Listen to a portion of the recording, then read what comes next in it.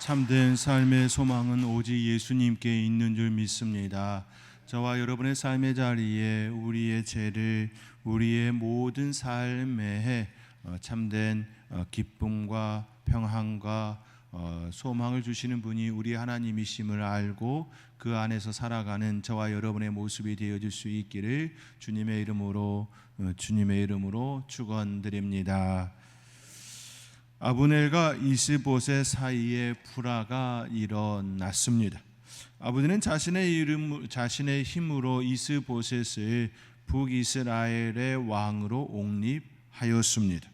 그렇게 그는 자신의 뜻대로 이스보셋이 움직일 거라 그렇게 여겼습니다. 그에 반해 이스보셋은 자신은 사울 왕의 아들로서 왕이 된 명분을 가지고 있다 여겼습니다. 내가 왕이 되어진 것은 아브넬에 의하여 그의 힘으로 옹립은 되긴 하였지만 나의 신분이 사울 왕의 아들이기에 충분히 그것으로 명분이 있다 그렇게 여겼지요. 아브넬이 자신을 왕으로 세우는데 일조하였지만 정작 본인의 그 명분에 있었다라는 것이지요. 이 둘의 의견이 대립되면서 그들은 결국 갈등 관계가 되었습니다. 결국 그들은 다른 길을 선택하게 되지요. 아브넬은 이스보셋이 가지고 있는 왕의 권한과 그 북이스라엘의 국가를 이제 다윗에게 넘기려고 합니다. 그리하여 아브넬은 다윗을 만나러 헤브론에 이르게 되었습니다. 다윗은 자신을 찾아온 아브넬과 그의 일행을 위하여 잔치를 베풀어 주었지요. 다윗은 아브넬에 대하여 전혀 모르는 그런 사이가 아니었습니다. 다윗도 사울 왕의 사이이고 아브넬은 사울 왕의 군사령관이었기 때문에 이미 너무나도 잘 알고 있는 그런 사이였습니다. 아브넬은 자신의 목적이 이루어진 줄 알고 다윗에게 내가 일어나 가서 온 이스라엘 무리를 내 주 왕의 앞에 모아 더불어 언약을 맺게 하고 마음에 원하시는 대로 모든 것을 다스리게 하리라고 약속하고 다윗을 떠났습니다. 그는 스스로 이렇게 생각을 하였다라는 것입니다. 자신이 원하는 대로 모든 것을 할 수 있다 여겼습니다. 이스보셋의 왕권도 북이스라엘의 그 백성들의 그 마음도 자신의 마음대로 할 수 있다 여겼고 그 마음으로 다윗을 만났고 그에게 약속하고 돌아가게 되었습니다. 그러나 그는 한 치 앞도 내다보지 못했습니다. 그는 다윗을 만나고 돌아가는 길에 요압에 의하여 죽게 되었습니다. 모든 것을 가진 것처럼 생각하고 행동하였지만 정작 자신의 생명조차 자신의 목숨조차 지키지 못하였습니다. 요압은 아브넬을 죽였습니다. 그는 자기의 동생의 복수를 위하여 마땅히 형으로서 해야 할 일이라 여겼지요. 그러나 다윗은 결코 그렇게 생각하지 않았습니다. 다윗은 아브넬의 죽음으로 인하여 온 백성에게 옷을 찢고 굵은 배를 띠고 아브넬 앞에서 예도하라 명하지요. 다윗은 아브넬의 무덤에서 소리를 높이 울고 백성들도 함께 울었습니다. 오늘 본문의 내용이 바로 이 내용을 다루고 있습니다. 다윗은 아브넬의 죽음을 큰 슬픔으로 여겼습니다. 비록 사울 왕의 군사령관으로서 자신을 쫓아다녔던 인물이었지만 그럼에도 불구하고 이스라엘의 장수로서 인정해 주었습니다. 아브넬은 이스라엘의 초대 군사령관으로서 임무를 잘 감당한 인물입니다. 다윗은 그 사실을 인정하였지요. 비록 그의 끝이 아름다운 모습은 아니었지만 그간의 그의 행동은 결코 사울 왕을 충직하게 섬겼던 그 모습에 대해서는 다윗 왕은 인정해 주었습니다. 끝까지 사울 왕을 섬겼던 그 모습으로 이스보셋을 섬기는 그 모습까지도 인정해 주었다라는 말이지요. 그러나 요압은 사사로운 감정으로 아브넬을 죽였습니다. 요압의 개인적인 감정으로 아브넬을 죽인 이 사건은 북이스라엘과 남유다 간의 평화적 통일에 대한 최대의 걸림돌로 작용될 수가 있었습니다. 요압은 개인적인 감정으로 인하여 바람직하게 일을 처리하지 아니한 모습을 띠게 되었습니다. 아브넬이 비록 요압의 동생을 죽였지만 그 죽음은 전쟁에서 일어난 사건이었습니다. 서로 적으로 만나 싸운다면 반드시 죽여야 할 대상에 불과하지요. 또 아브넬은 그 요압의 동생에 대하여서 내가 너를 죽인다면 내가 어찌 요압을 볼 수 있겠느냐라고 하면서 만류했던 그 모습도 있었습니다.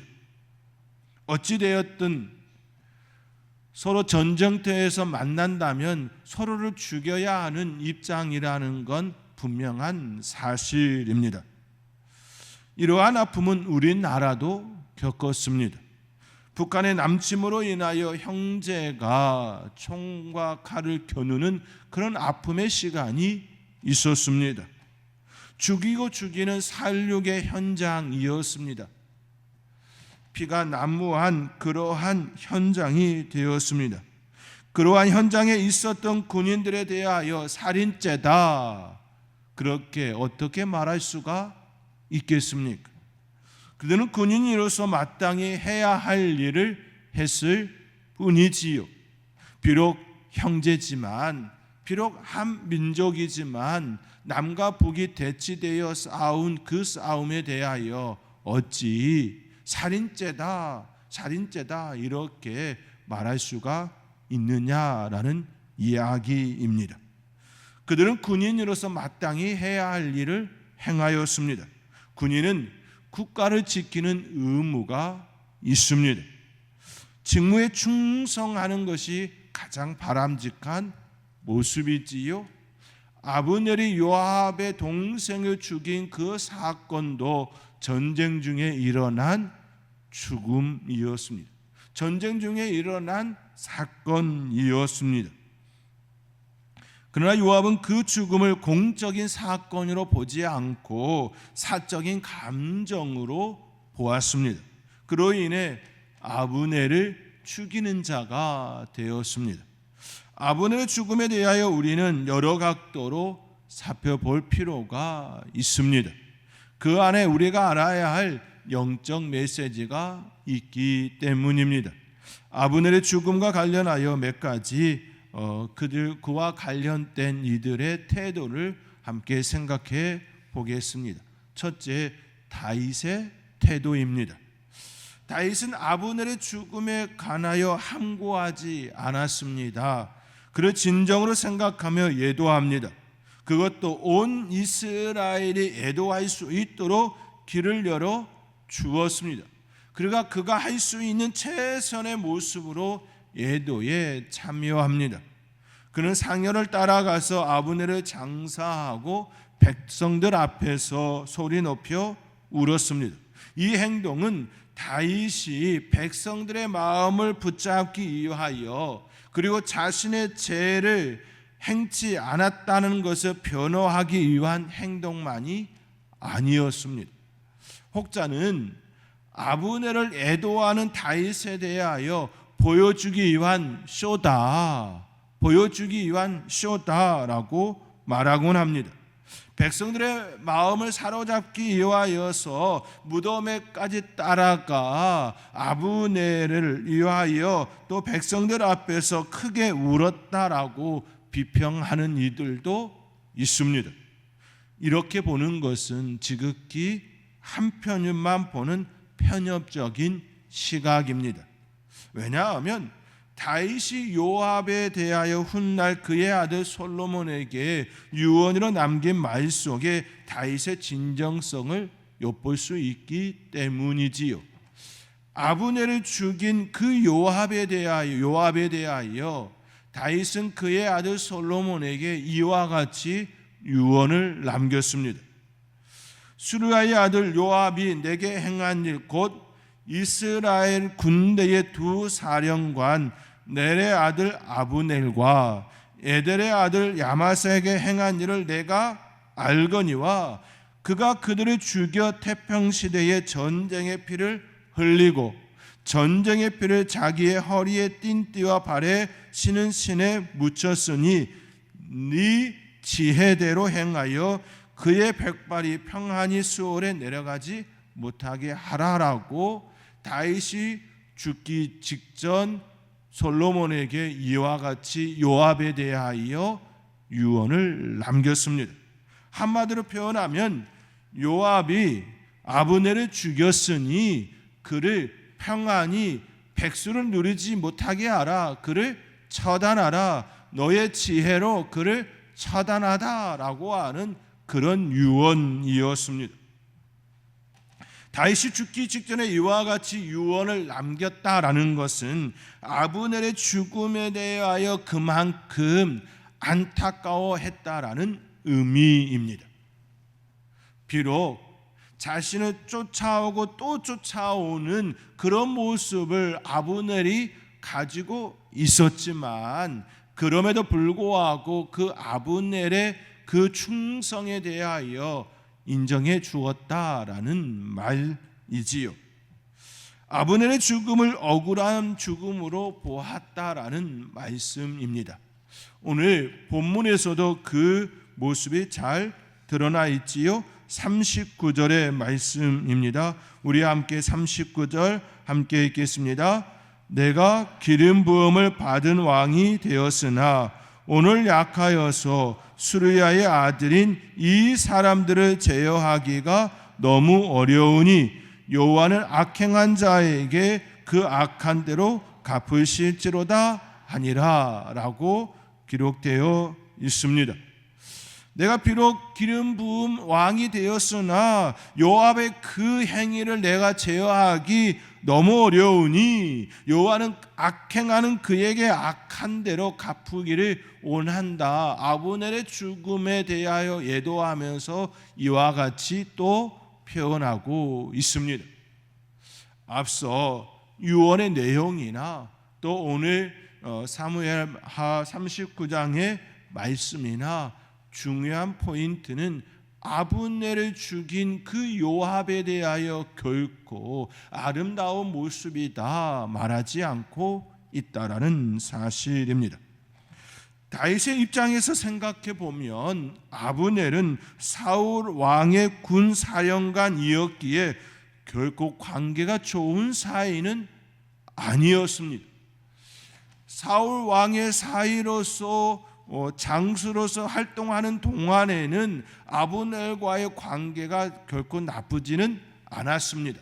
그러나 사울 왕의 마음이 변하여 다윗을 쫓고 쫓는 자의 모습이 되었을 때에는 아브넬도 사울 왕의 군 사령관으로서 다윗을 늘 쫓는 자의 위치에 있었습니다. 결코 두 사람 사이에 좋은 관계다라고 말하기는 어렵습니다. 충분히 아브넬을 미워할 만한 요소를 다윗에게 있습니다. 그러나 다윗은 아브넬을 원수로 보지 않았습니다. 그가 사울 왕에 충성하는 군인으로 평가하였다라는 말이지요. 군인은 국가와 국가의 원수에게 충성해야 합니다. 이것이 마땅한 모습입니다. 그것이 첫째 되는 덕목입니다. 군인은 명령에 의하여 살고 명령에 의하여 죽습니다.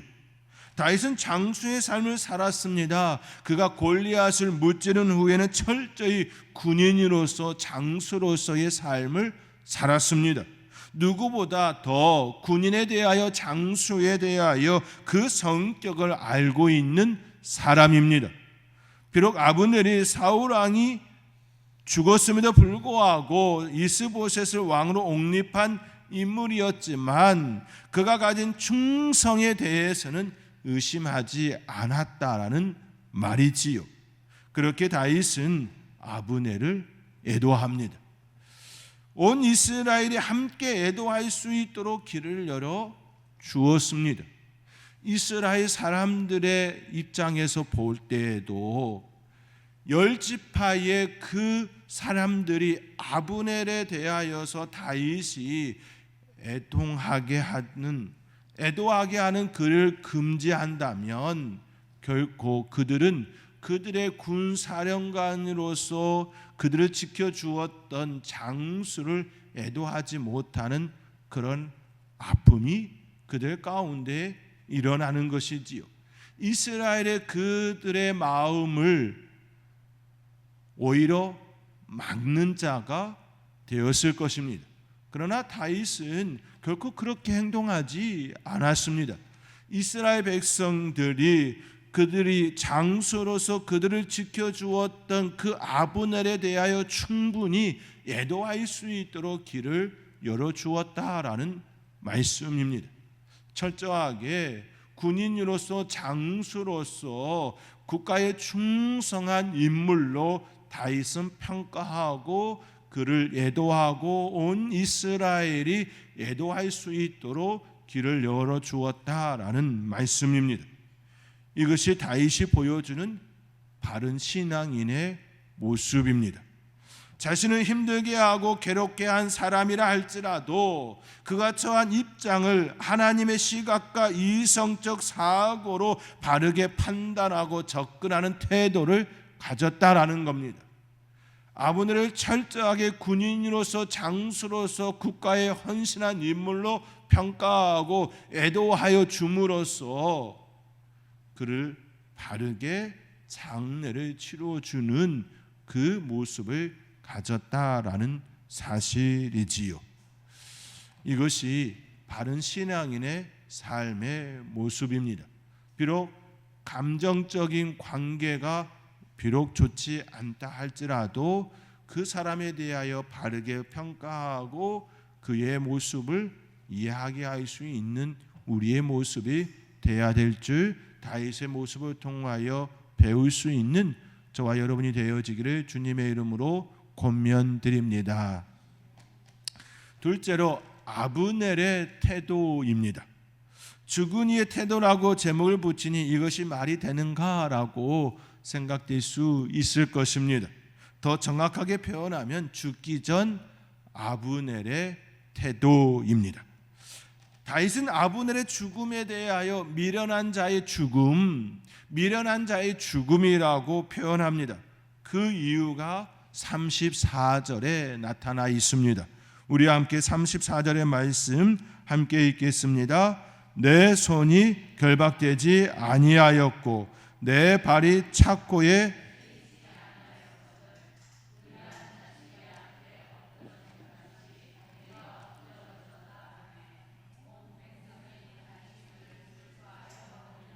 아멘. 내 손이 결박되지 아니하였고 내 발이 착고에 채지 아니하였거늘 불의한 자식의 앞에 엎드러짐 같이 내가 엎드러졌다라고 이야기하며 그가 미련한 죽음 같다 이처럼 표현합니다.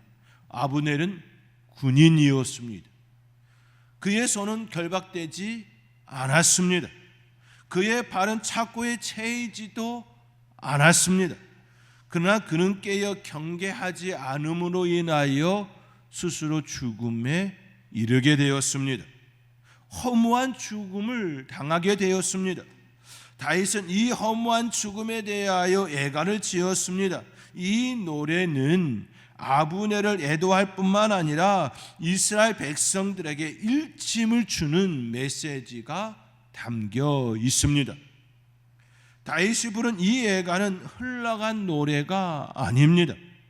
현재 그들에게 닥친 일을 노래한 것입니다. 늘 깨어 있어야 함을 이스라엘 백성들에게 일깨워 주는 메시지입니다. 현대를 살아가는 지금을 살아가는 우리에게도 동일한 메시지입니다. 깨어 있어야 합니다. 우리는 영적 전쟁을 날마다 진행 중에 있는 하나님의 사람들입니다. 하나님의 군사로서 우리는 늘 영적 전쟁을 치르는 자들입니다. 내가 전쟁하고 싶지 않아도 사단의 권세가 우리를 가만두려 하지 않습니다. 어떻게든 시험 들게 하려고 합니다. 작은 빌미로 우리를 넘어지게 하려고 하는 것이 사단의 권세 잡은 자입니다.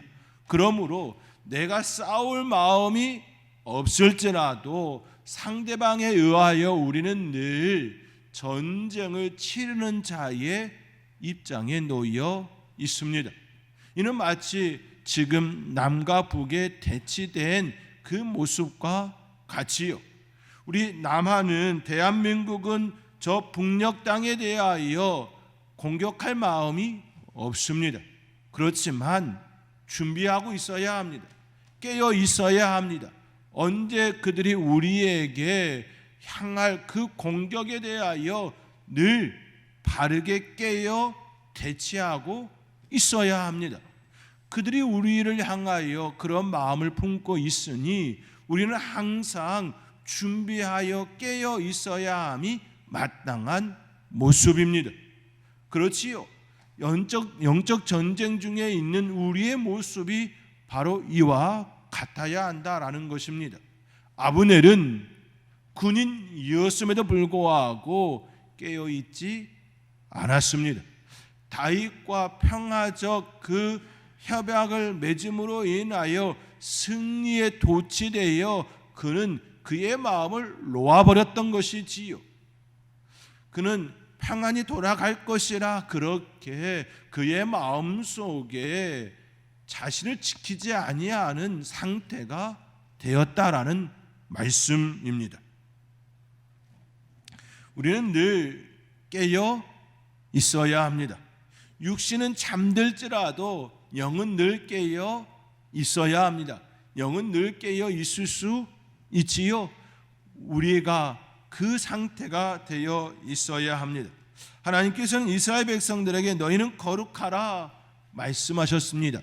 거룩하라 말씀하신 이유는 이스라엘 백성들을 하나님께서 제사장 나라로 거룩한 백성으로 삼으셨기 때문입니다. 내가 거룩하니 너희도 거룩하라 라고 말씀하셨습니다. 거룩하기 위하여서는 늘 깨어 있어야 합니다. 사도 베드로는 성도들을 향하여 오직 너희는 택하신 족속이요 왕같은 제사장들이요 거룩한 나라요 그의 소유된 백성이라 말씀하셨습니다. 그러므로 우리는 하나님의 자녀, 하나님의 소유된 백성, 거룩한 나라라고 하는 이 의식 속에 늘 깨어 있어야 합니다. 우리의 존재에 대한 바른 깨달음이 있으면, 내 존재에 대한 바른 인식이 있으면 깨어 있지 않을 수가 없습니다. 늘 깨어 있게 되어지는 것이지요. 그러나 아브넬은 그렇지 않았다라는 것입니다. 깨어 있지 아니하면 아브넬과 같이 허무한 죽음에 이르게 됩니다. 미련한 죽음에 이르게 됩니다. 늘 깨어 있어 아브넬과 같이 미련한 태도가 아닌 지혜로운 하나님의 사람이 되어지기를 주님의 이름으로 다시금 권면드립니다.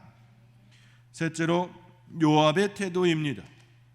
요압은 아브넬을 죽였습니다. 그가 아브넬을 죽인 것은 다윗을 위해서도 또 유다를 위하여서도 또 온 국가를 남유다와 북이스라엘을 위한 것이 아니었습니다. 그의 동생 아사엘을 위한 복수에 불과하였습니다. 자기 안에 있는 감정, 그 감정에 충성하였을 뿐이지요. 다시 말해 자기 유익을 위하여, 자기 이익을 위하여 아브넬을 죽였다라는 이야기입니다. 전쟁에서 귀환한 요압에게 한 병사가 아브넬이 다윗 왕을 찾아왔다가 평안히 돌아간 사실에 대하여 전해 듣습니다. 그때 요압은 다윗에게 항의하면서 왕을 속이고 정탐하러 온 아브넬을 그냥 보내지 말았어야 했다라고 주장합니다. 물론 요압은 국가안전보장이라는 명분을 내세웠지만 그가 정탐하러 온 것이니 그냥 돌려보내면 안 된다라고 국가의 안전에 대한 명분을 내세웠지만 그가 하는 그 이야기의 근본은 자기 동생에 대한 복수심 그리고 자기 기득권에 대한 내용이었습니다. 평화조약을 맺기 위해 아브넬이 다윗 왕을 찾아왔습니다. 아브넬이 어떤 마음으로 왔든지 간에 그는 이시보셋의 전령으로 온 전령사이지요. 그렇지요. 대신으로 왔습니다. 그리고 평화조약을 잘 맺고 귀가하는 중이었습니다. 그러나 요압은 그것에 대하여 부정하였습니다.